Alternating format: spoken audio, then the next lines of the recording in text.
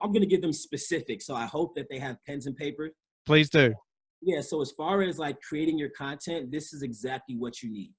You need a DSLR camera or a Canon camera. Specifically, I would recommend the Canon C100.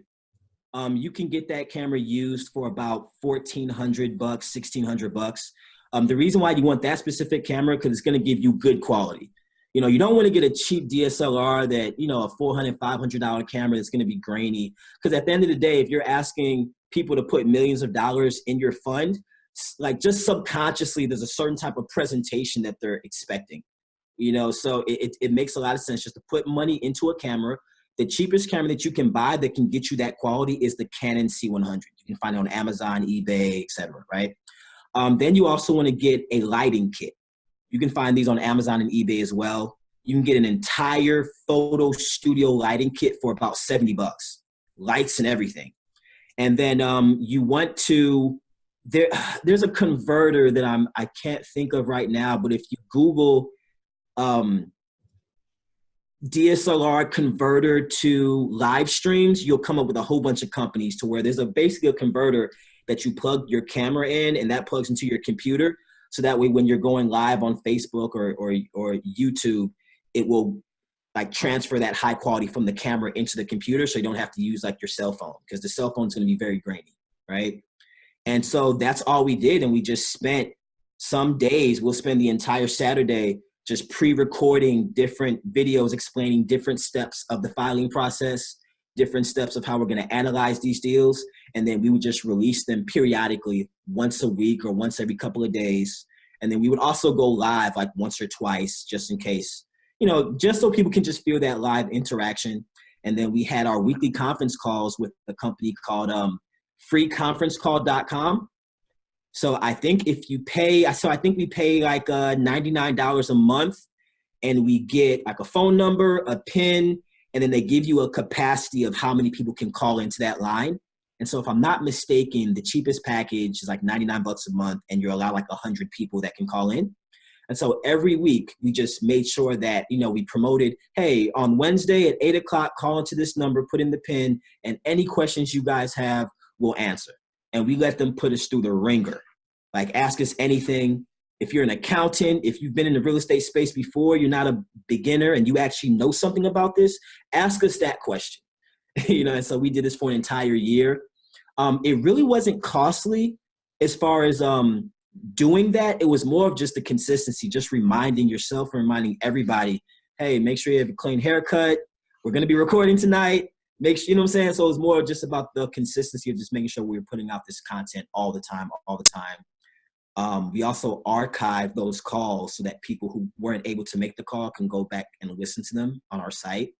And then on YouTube, you can just type in Tulsa Real Estate Fund or J. Morrison Academy, and you'll see all of our live videos. And, you know, you'll be able to, you can pretty much find all of those mentorship calls and discovery calls that we've had online.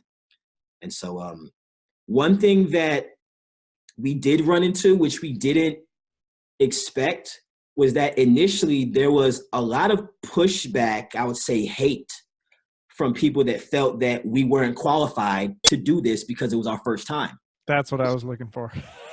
We got called all the names in the book. We got called scammers. We got called fraudsters.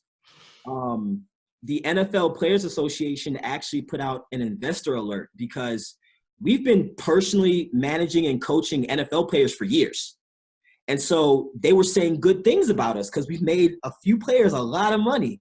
And so it was getting around. It was like, hey, if you're young and new in the league, you want to go to these guys. And so I don't know, the NFL, I think they already have their own advisors that they kind of push on to people when they get into the league. And so if we're taking business away from you, it's like, hey, so that they put out an alert saying, hey, just be careful about these guys. When they were younger, they had a few run-ins with the law. Not saying they're going to do anything wrong, but just so you know. You know, and so we had a lot of that pushback, and it was like Warren Buffett's first time making $1 billion was his first time. So because he had never done it before, does that mean he's not capable of doing it? It's going to be your first time for anything that you're doing that's new. So sometimes there is no way to prove your credibility in the new venture but you show, okay, in everything I've done before in the past, I've done well, I've been honest, I've been transparent, and there's nobody who's worked with me that can walk away and say that they lost money or that we handled them in the wrong way. And so we were really just banking off of our reputation and knowing that we've done a lot of good. And so it was really only about 5 or 6 people. They were YouTubers that have like YouTube pages, and it was just a topic for them to talk about.